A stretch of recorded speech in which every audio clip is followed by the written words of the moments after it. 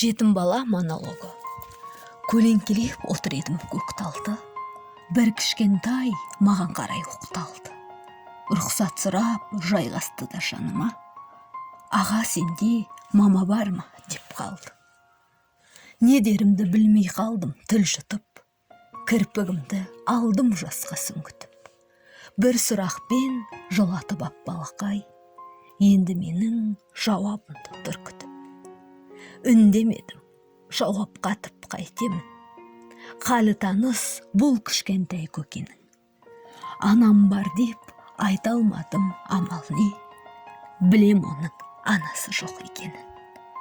Анасы оның мәңгілікке аттанған, әкесі оның темір торға сотталған. Екеуінен бір-ақ күнде көз жазып, жетімсіз деп қалған сол ғой тәтті арман.